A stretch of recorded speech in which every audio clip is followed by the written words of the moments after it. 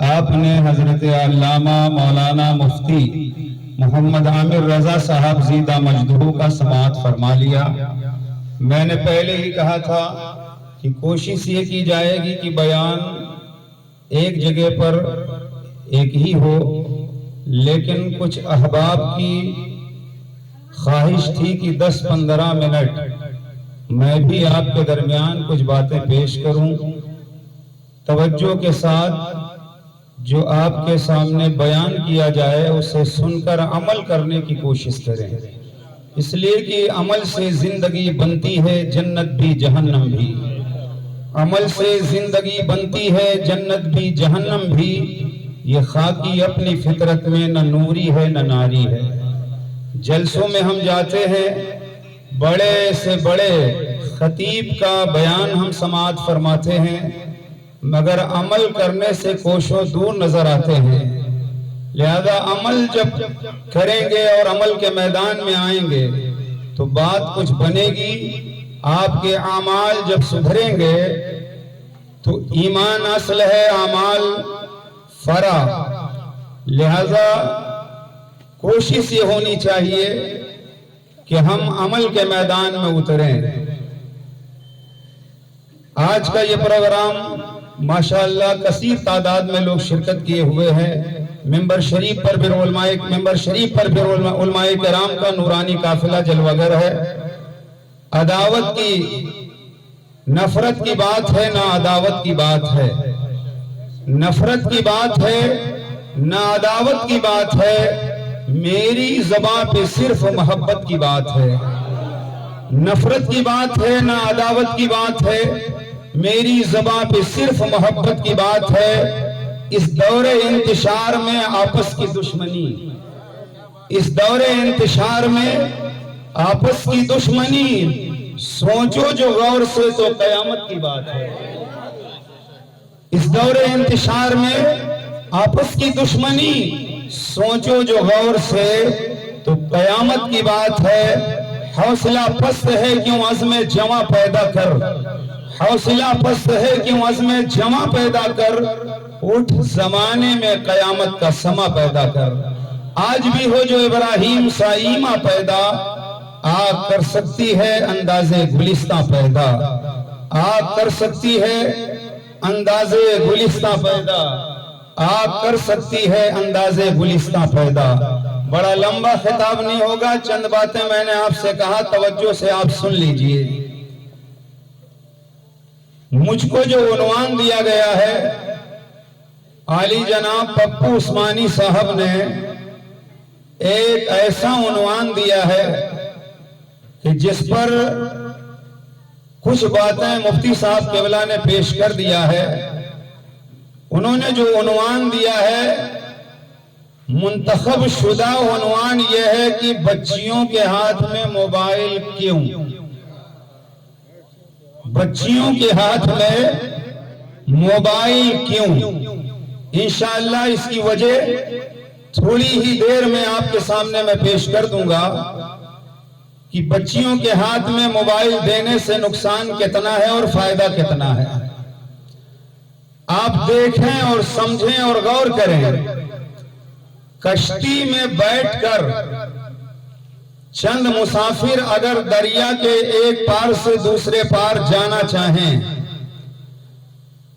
ملاح بھی کشتی میں ہو جو کشتی لے کر چل رہا ہو، کشتی کو چلا رہا ہو، مسافر کشتی میں بیٹھے ہوں اور چلتے چلتے کشتی جب بیچ دریا میں پہنچ جائے تو اسی کشتی میں بیٹھے ہوئے مسافروں میں سے ایک مسافر کشتی کے اندر سوراخ کرنا شروع کر دے۔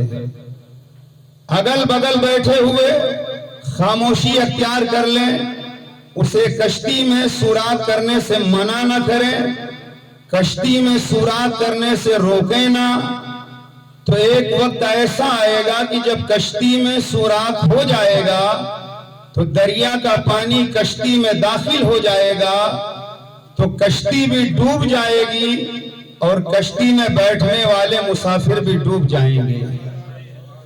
اب لوگ یہ سوچیں ہم سے کیا لینا دینا ہے، سوراخ وہ کر رہا ہے सुराख वो कर रहा है, कश्ती में हमसे क्या लेना देना है।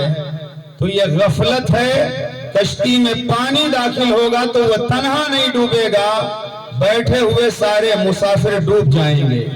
हवाई जहाज में कोई सफर कर रहा हो, 150, 200, 250 बड़ा अगर प्लेन है तो 500 मुसाफिर बैठकर सफर कर रहे हो और खिड़की तोड़ने में कोई लग जाए, शीशा फोड़ने में कोई लग जाए, बाकी लोग खामोश बैठे रहें। अगर वो शीशा तोड़ दे तो प्लेन आगे नहीं बढ़ेगा, बल्कि वो जमीन पर गिरने से पहले पहले तबाह हो बर्बाद हो जाएगा। उसमें बैठे हुए सारे लोग हलाक हो जाएंगे, तबाह हो जाएंगे, बर्बाद हो जाएंगे। तो आज मुआशरे के अंदर फैली हुई बुराइयों पर अगर कंट्रोल नहीं किया जाएगा तो एक वक्त ऐसा आएगा कि पूरा मुआशरा बुराइयों में डूब जाएगा, महल्ले का महल्ला तबाह हो जाएगा, शहर का शहर तबाह हो जाएगा, इलाके का इलाका तबाह हो जाएगा।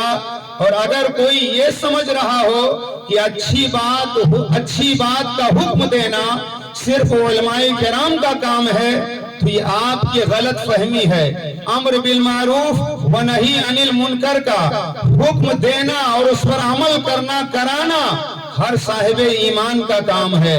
अगर आपके सामने कोई गलत काम करने में लगा हुआ है तो आपकी जिम्मेदारी है कि आप उसे रोकें। जबान से रोक सकते हैं तो जबान से रोकें, हाथ से रोक सकते हैं तो हाथ से रोकें, वरना अगर आपको ये दोनों पावर नहीं है तो उस बुराई की जगह से आप उठें और आगे बढ़ जाएं। इसलिए कि हर आदमी की ये जिम्मेदारी है कि वो गलत कामों में जो मुनहमिक है उन्हें मना करे, वो रोके। और जलसे का मकसद यही है, गरीब नवाज फाउंडेशन ने जो ये इरादा किया है, ये जलसे का मकसद किसी को नीचा दिखाना नहीं है, जलसे का मकसद किसी को जलील करना नहीं है, जलसे का मकसद किसी की बुराई बयान करना नहीं है, जलसे का मकसद किसी को जलीलो खार करना नहीं है। इस जलसे का मकसद यही है कि मुआशरे के अंदर जो बुराइयां फैली हुई हैं उस पर कंट्रोल किया जाए। इस जलसे का मकसद यही है कि जो मस्जिदों से दूर हैं उन्हें मस्जिदों के करीब लाया जाए। इस जलसे का मकसद यही है कि जो गुनाहों में लतपट डूबे हुए हैं उन्हें अल्लाह और उसके रसूल का जिक्र सुना करके उन्हें ताइब करा करके मस्जिदों से जोड़ दिया जाए, दीन के करीब लाया जाए। इस जलसे का मकसद और बयान का मकसद यही है कि जो आपसी इंतशार फैला हुआ है, मोहब्बतें तकसीम की जाएं, प्यार बांटा जाए, सूफिया की तालीमात का जिक्र किया जाए, सहाबा की तारीख जिंदगी बयान की जाए, रसूलुल्लाह की सीरत के गोशों पर रोशनी डाली जाए और ये बताया जाए कादरी, चिश्ती, सुहरवर्दी, नक्शबंदी, अबुलुलाई जितने भी अहले सुन्नत के सलासिल हैं वो सब हमारे सिलसिले हैं और हर सिलसिले का सुन्नी पीर हमारा पीर है। लिहाजा आप पीरों के चक्कर में एक दूसरे से सलाम कलाम बंद मत करें, पीरों के चक्कर में आप एक दूसरे से बुराई करते हुए नजर ना आए। हर सुन्नी सहीहुल अकीदा पीर हमारा पीर है और हर सिलसिला असल में 4 सिलसिले हैं, कादरी, नक्शबंदी, सुहरवर्दी, कादरी, नक्शबंदी, चिश्ती, सुहरवर्दी, ये 4 जो सिलसिले हैं असल हैं। मगर हिंदुस्तान में 56 सिलसिले, इस वक्त हिंदुस्तान में 56 सिलसिले राइज हैं और उन्हीं सलासिल की शाखें हैं।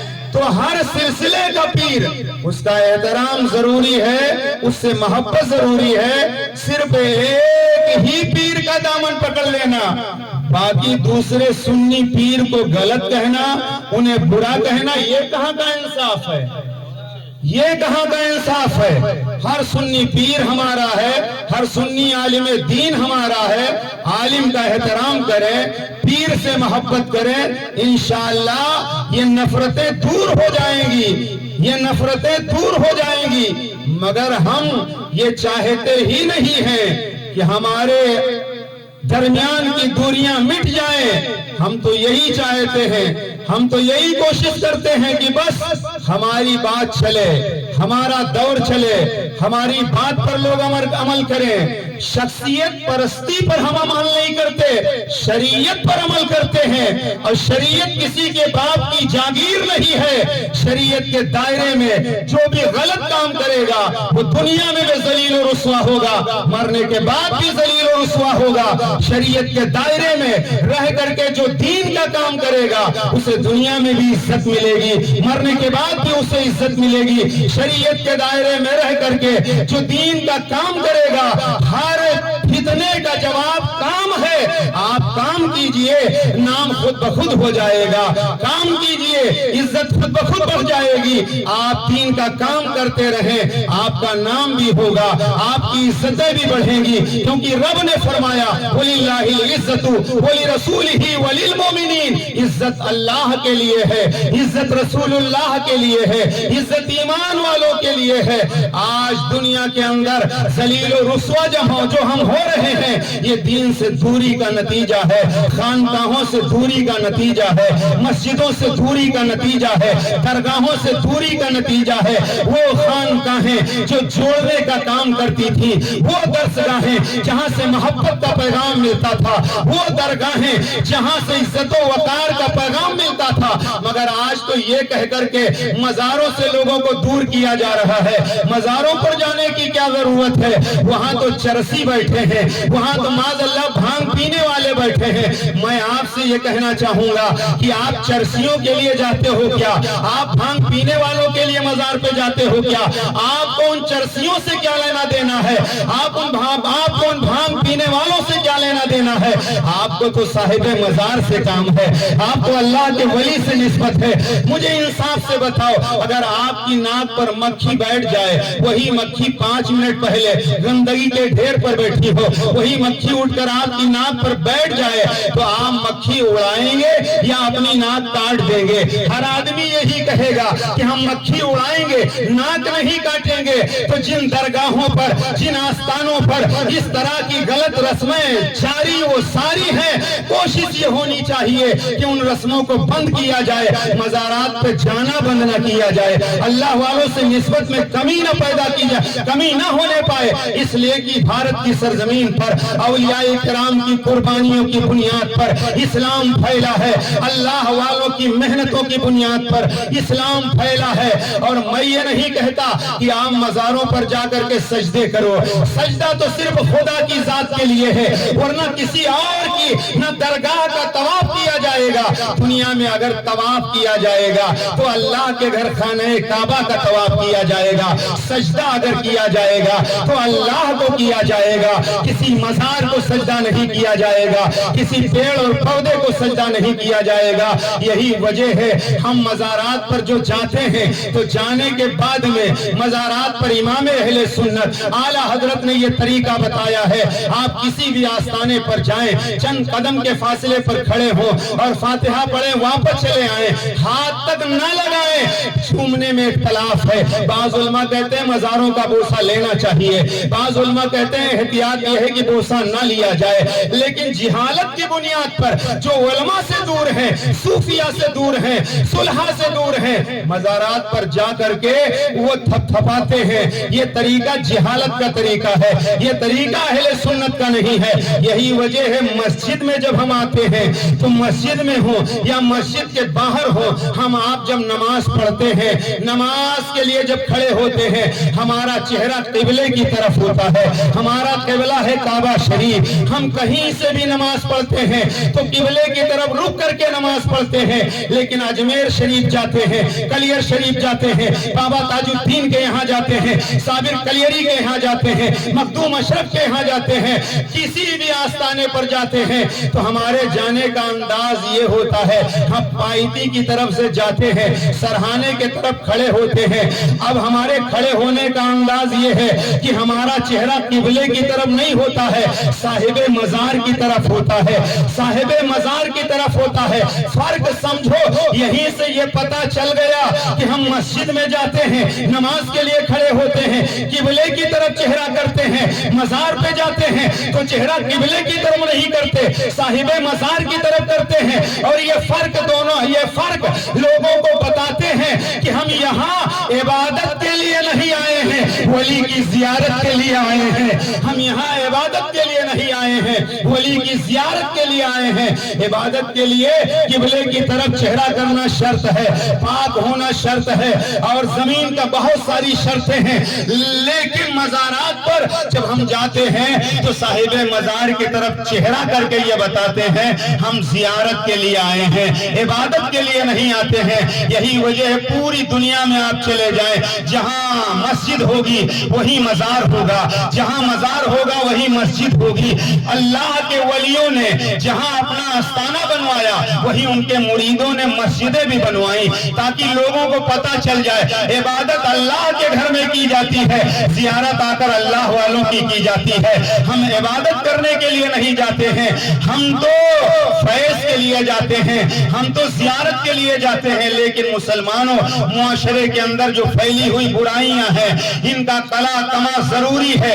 آپ نے دیکھا ہوگا ایک ماہر ڈاکٹر، ایک ماہر حکیم اگر کسی کے پیر میں پھوڑا نکل آئے تو پہلے تو وہ پٹی باندھ کر ٹھیک کرنے کی کوشش کرتا ہے، دوائیں دیتا ہے، لیکن جب وہ ٹھیک نہیں ہوتا زخم تو ایک وقت ایسا آتا ہے جراح، وہ حکیم، وہ ڈاکٹر اسے آپریشن کرتا ہے اور اتنی جگہ کاٹ کر کے وہ الگ کر دیتا ہے، اتنی جگہ کاٹ کر کے الگ کر دیتا ہے۔ حضرات اس کے بعد ہوتا یہ ہے کہ اسے کامیابی ملتی ہے، زخم بھرنے لگتا ہے اور اس کا زخم ٹھیک ہو جاتا ہے۔ تو یہ مقصود ہے اس بزم میں اصلاح مفاسد، مقصود ہے اس بزم میں اصلاح مفاسد۔ نشتر جو لگاتا ہے دشمن نہیں ہوتا، نشتر جو لگاتا ہے دشمن نہیں ہوتا۔ اگر لوگ کہتے ہیں کہ اگر کڑوی دوائیں پیو شفا شوگر والوں کو جلدی ملتی ہے، اگر ڈوز کچھ کڑوا ہو جائے تو مسلمانوں پریشان ہونے کی ضرورت نہیں ہے۔ بات سمیٹ رہا ہوں، اگر معاشرے کے اندر کسی محلے میں کسی کی ایک بیٹی، آج تو حالات اتنے بگڑ چکے ہیں کہ لوگ ہمارے اسلام سے اتنا، ہمارے مذہب سے اتنا نفرت کرتے ہیں کہ آج ٹوپیوں سے غیروں کو نفرت ہے، داڑھیوں سے غیروں کو نفرت ہے، ہمارے لباس سے غیروں کو نفرت ہے۔ آج غیر ایسی تحریک اور تنظیم چلا رہے ہیں کہ وہ ہماری بیٹیوں کو پیسے کے لالچ میں، دنیاوی لالچ میں ہماری بچیوں کا وہ شکار کرتے ہیں، ہماری بچیوں کو وہ شکار کر کے مشرکانہ رسم میں وہ مبتلا کرتے ہیں اور مشرکانہ رسم و رواج کے مطابق وہ شادیاں کرتے ہیں۔ پھر ایک وقت آتا ہے ہماری بچیاں اپنا مذہب چھوڑ دیتی ہیں، اسلام کو چھوڑ دیتی ہیں اور ان کے مذہب کو اپنا لیتی ہے، اور ہوتا یہ ہے ان بچیوں کو مار دیا جاتا ہے۔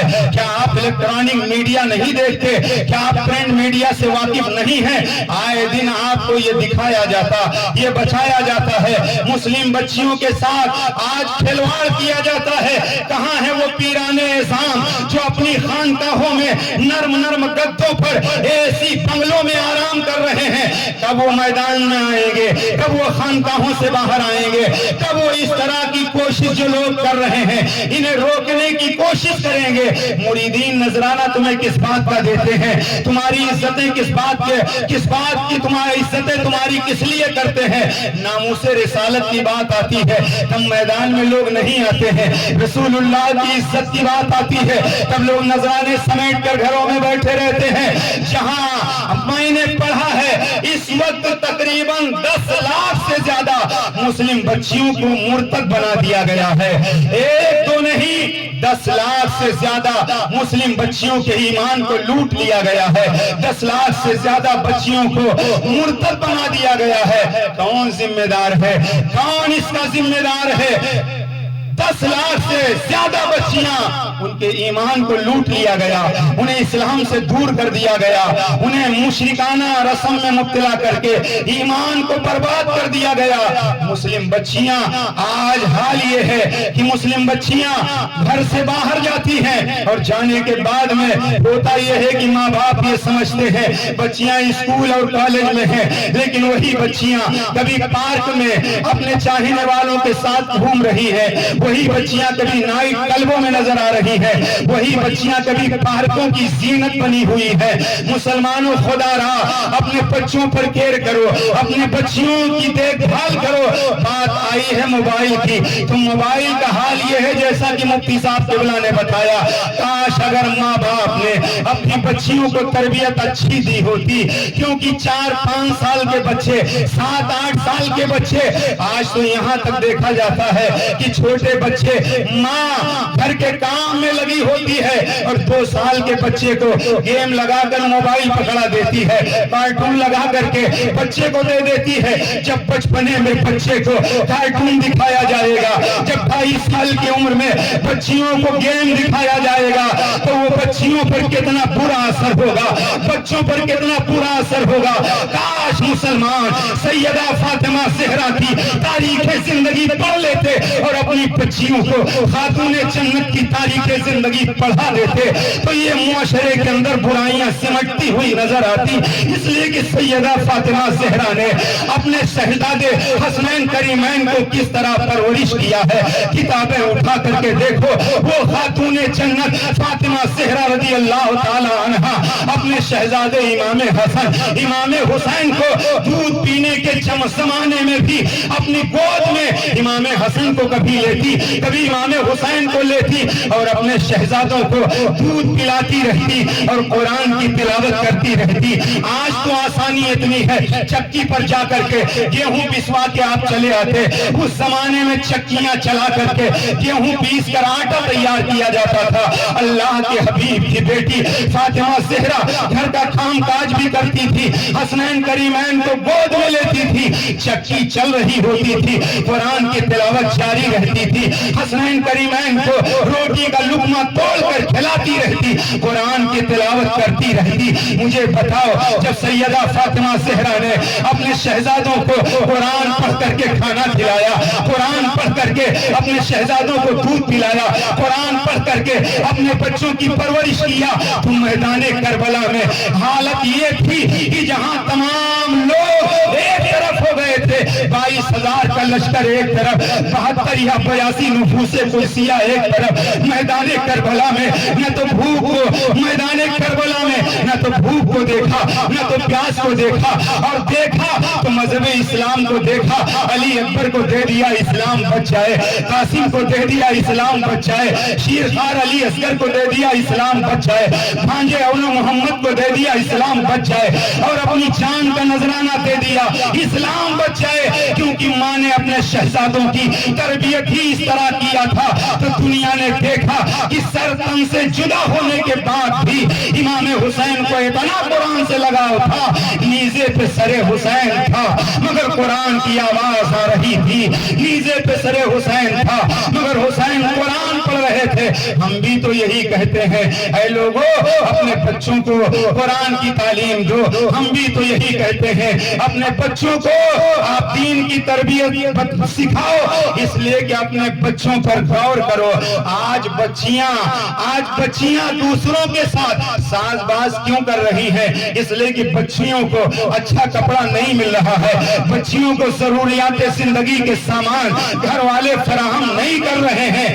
آج علالی لوگوں میں اتنی آ گئی ہے کہ ہمارے یہاں شہر سیونی کا حال یہ ہے، تقریباً 18-19 سال سے میں دیکھ رہا ہوں، اکثر لوگوں کا حال یہ ہے کہ رات میں 4 بجے یا 3 بجے سوتے ہیں، 10 بجے اٹھتے ہیں اور ہوٹل پر جا کر کے پوہا اور جلیبی کھا کر واپس آتے ہیں، اور پھر یہ کہتے ہیں کوئی کام نہیں ہے، ہم کیا کام کریں؟ یو پی سے آ کر، بہار سے آ کر، بنگال سے آ کر کے جب آپ 10 بجے تک سوئے پڑے رہتے ہو تو وہ 2-4 ہزار کما کر کے واپس آ جاتے ہیں۔ آپ کے شہر میں آتے ہیں، کوئی مرغی کے بچے بیچ رہا ہے، کوئی جھاڑو بیچ رہا ہے، کوئی کپڑے بیچ رہا ہے، کوئی ساڑیاں بیچ رہا ہے، اور آپ ہیں بجے کے بعد سو کر اٹھتے ہیں, کہتے ہیں کوئی کام نہیں ہے. آپ کے شہر سے کما کے لوگ جا رہے ہیں, آپ کے شہر سے لوگ پیسے لے کر کے جا رہے ہیں, اور آپ ہیں سوئے پڑے ہوئے ہیں. جب روزیاں تقسیم ہوتی ہیں آپ بستر پر پڑے ہوتے ہیں اور روزیاں پٹ رہی ہوتی ہیں. اللہ کی قسم آپ فجر کی نماز پڑھو, چھوٹا کاروبار ہو یا بڑا, نماز فجر پڑھنے کے بعد اپنے کاروبار میں آپ لگ جاؤ, اللہ اتنی برکتیں دے گا, اتنی برکتیں دے گا کہ آپ کا دامن تنگ ہو جائے گا. لیکن آپ کا حال یہ ہے کہ آپ 10 بجے تک, 12 بجے تک, 3 بجے تک جاگتے رہتے ہیں. محنتیں کرو اپنی بچیوں کا, اگر آپ اپنی بچیوں کو اگر آپ اچھا کپڑا دلائیں گے تو بچیوں کی نظر غیروں کی طرف نہیں جائے گی. یہی شکایت ہے کہ بچیوں کو گھر سے جب کچھ نہیں ملتا, ماں باپ کوئی محنت نہیں کرتے, کوئی کوشش نہیں کرتے. ماں باپ کو پتا ہوتا ہے فوراً یہ کام نہیں ہوتا. کسی کی بیٹی اگر گھر سے بھاگ رہی ہے, مرتد ہو رہی ہے, ماں کو بھی پتا ہوتا ہے, باپ کو بھی پتا ہوتا ہے, مگر مجبوریاں دامن گیر ہوتی ہیں. اس لیے کہ تم نے بچوں کی ضروریات کو پوری ہی نہیں کیا. اپنے بچوں کی ضرورت کو پوری کرو, اپنے بچوں کو اچھے کپڑے دلاؤ, اپنے بچوں کو اچھی تعلیم دلاؤ, اپنے بچوں کو قرآن کی تعلیم دو. مگر ہم کیا دیکھتے ہیں کہ جن پہ نماز فرض ہے وہ مسجد نہیں جاتے, جن پہ نماز فرض نہیں 3 سال 5 سال 4 سال 8 سال بچوں کو لے جا کر مسجد میں بھیج دیا جاتا. جن پر نماز فرض ہے وہ نماز نہیں پڑھتے. تربیت دیکھو, بچپن میں جب آپ گھر میں کھڑے ہو کر اپنے بچوں کے ساتھ نماز پڑھو گے, بچہ دیکھے گا ابا نماز پڑھ رہے ہیں, ہم بھی نماز پڑھیں گے. مسجد میں اگر نماز فرض ہو جائے بچے کو تب لے کر جاؤ, لیکن ہم 4 سال 5 سال کے بچے کو لے جاتے, خود نماز ٹھیک سے نہیں پڑھ پاتے, وہ بچے دوسروں کو بھی نماز پڑھنے نہیں دیتے. آخری بات, رسول کریم صلی اللہ علیہ وسلم خطبہ دے رہے تھے. امام حسن یا امام حسین مسجد نبوی شریف میں زکوٰۃ کی کھجوریں رکھی ہوئی تھی. امام حسن یا حسین, بچپن کا زمانہ تھا, مسجد نبوی شریف میں آئے اور ایک کھجور اٹھا کر کے منہ میں رکھ لیا. مصطفیٰ نے منبر چھوڑ دیا اور چھوڑنے کے بعد آگے بڑھے, منہ میں انگلی ڈال کر کے وہ کھجور باہر نکال دی. فرمایا یہ صدقے کی کھجوریں ہیں, یہ زکوٰۃ کی کھجوریں ہیں, اور آل رسول پر یہ حرام ہے. ایسی تربیت بچپن میں کیا, سارے لاڈو پیار ایک طرف, تربیت میں کمی نہ آنے پائے. ہمارا حال کیا ہے, بچہ اگر کچھ لے کر آ رہا ہے ماں باپ خوش ہو جاتے ہیں. یہ توفیق نہیں ہوتی کہ پوچھا جائے کہاں سے لے کر آئے ہو, یہ کس جگہ سے لے کر آئے ہو. کوئی ہمت نہیں کرتا کہ بچوں سے پوچھا جائے, معلوم کیا جائے آپ یہ کہاں سے لے کر آ رہے ہو. بچوں کی تربیت اگر نہیں کی جائے گی تو یہی بچے جوان ہو جائیں گے, برائیاں اتنی بڑھ جائیں گی, روکنے سے نہیں رکیں گی. نالی میں تھوڑا سا سوراخ ہو جائے, تھوڑی مٹی رکھ دو, سوراخ بند ہو جائے گا. نالی کا سوراخ اگر پہلے بند نہ کیا گیا, بہتے بہتے وہ نالی نالے میں تبدیل ہو جائے گی. اب روکنا مشکل ہو جائے گا. 10-12 سال کے بچے پر اگر آپ کنٹرول نہیں کر پائیں گے, بچہ جوان ہو جائے گا, آپ روک نہیں پائیں گے. بچہ غلط راستے پر چلے گا, آپ اتنا مجبور ہو جائیں گے کہ آپ بچے کو روک نہیں پائیں گے. اس لیے بچے کو بچپن سے تربیت دیں, کیونکہ تربیت اچھی ہوگی تو بچہ آگے ہوگا. ماں کا اتنا اثر ہوتا ہے اولاد پر. بابا فرید گنج شکر بیٹھے ہوئے تھے اور آپ کی والدہ بھی بیٹھی ہوئی تھی. بابا فرید کہنے لگے, میری امی جان, جب سے میں بالغ ہوا ہوں نماز پنجگانہ تو بڑی بات ہے, میری تہجد کی نماز بھی قضا نہیں ہو رہی ہے. تو ماں نے کہا, بیٹا فرید اس میں تمہارا کوئی کمال نہیں. بابا فرید کہنے لگے, میری ماں, محنت میں کر رہا ہوں, ایک پیر پر کھڑے ہو کر رات بھر قرآن میں پڑھ رہا ہوں, تبلیغ میں کر رہا ہوں, محنتیں میں کر رہا ہوں, میرا کمال کیوں نہیں. تو بابا فرید کی ماں نے کہا تھا, میرے لال تمہارا کمال نہیں. کہا میری ماں کیوں؟ فرمایا اے فرید اگر باوضو تمہیں دودھ نہ پلایا ہوتا، اگر میں نے باوضو تمہیں دودھ نہ پلایا ہوتا تو آج یہ تبدیلی تمہارے اندر نظر نہ آتی. مائیں جب اپنے بچوں کو باوضو ہو کر قرآن کی تلاوت سنا کر دودھ پلا کر کے پرورش کرتی تھی تو کسی کا بیٹا سلطان صلاح الدین ایوبی بن کر نظر آتا تھا، کسی کا بیٹا محمد بن قاسم بن کر نظر آتا تھا، کسی کا بیٹا خالد بن ولید بن کر نظر آتا تھا. جب ماؤں نے سیریل دیکھ کر، جب ماؤں نے گندی تصویریں دیکھ کر بچے کی پرورش کیا تو بچہ کبھی ماں کو گھر سے نکال رہا ہے، بچہ کبھی باپ کو گھر سے نکال رہا ہے. نہ ماں کا احترام سمجھ رہا ہے، نہ باپ کا احترام سمجھ رہا ہے، نہ عالموں کا احترام سمجھ رہا ہے اور نہ پیروں کا احترام سمجھ رہا ہے. لہذا ضرورت اس بات کی ہے کہ معاشرے کے اندر اس طرح کے بیانات ہوں جس کو سن کر لوگ عمل کرنے کی کوشش کریں. پوری تفصیل اس بینر میں موجود ہے. اللہ عمر دراز کرے، اللہ عمر دراز کرے. عالی جناب محمد سلیمان قادری کی اب پورے شہر کو یہ معلوم ہے. کچھ لوگوں کو یہ پریشانی ہو جاتی نام کیوں لیا جاتا؟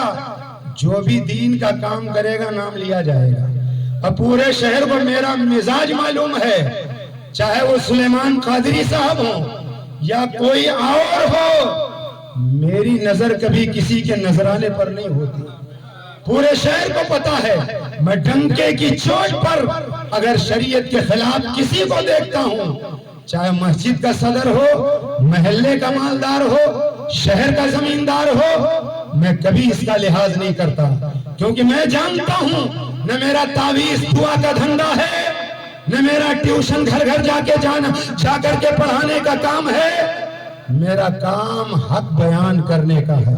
ممبر ہو تب حق بیانی، اسٹیج ہو تب حق بیانی، اور حق بیان کرنا نہایت ضروری ہے. پوری تفصیل مفتی صاحب قبلہ فرما رہے تھے نا کہ محلے میں اگر بچہ کمزور ہے مالی حیثیت سے، یہ فاؤنڈیشن انشاءاللہ اگر کوئی مسلمان کا بچہ پڑھنا چاہتا ہے اور مالی امداد اس کے پاس نہیں ہے، یہ فاؤنڈیشن انشاءاللہ مالی امداد کرے گا.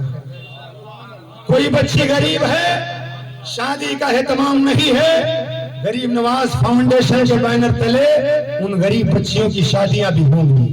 جیسا کہ 14 جون کو بس اسٹینڈ کے میدان میں 5 جوڑوں کی شادیاں الحمدللہ شان و شوکت کے ساتھ 5 جوڑوں کا نکاح کرایا گیا اور جہیز بھی انہیں دیا گیا، کنز الایمان بھی دیا گیا. ابھی یہ اعلان مفتی صاحب کے بلا کریں گے. ہندی میری کمزور ہے، ہندی میری کمزور ہے، لیکن الحمدللہ ایمان میرا کمزور نہیں ہے. تو یہ فاؤنڈیشن کے تحت بہت لمبا بینر ہے، مفتی صاحب قبلہ پڑھ کر سنائیں گے اور میں بات یہیں پر ختم کر رہا ہوں. انشاءاللہ ہر جمعے کو آپ کوشش کریں الگ الگ عنوان پہ. انشاءاللہ آنے والا جو جمعہ ہوگا وہاں میرا عنوان رہے گا شراب کی تباہ کاریاں. شراب کی تباہ کاریاں مفتی صاحب کا بھی عنوان کچھ رہے گا، انشاءاللہ اعلان کر دیا جائے گا. تو انشاءاللہ جیسے بھی حالات رہے بات یہیں پر ختم کر رہا ہوں. آج ٹائم زیادہ لے لیا گیا ہے، آدھا گھنٹہ مفتی صاحب کا خطاب ہوا، لگ بھگ آدھا گھنٹہ میرا، لیکن آئندہ انشاءاللہ ٹائم زیادہ نہیں.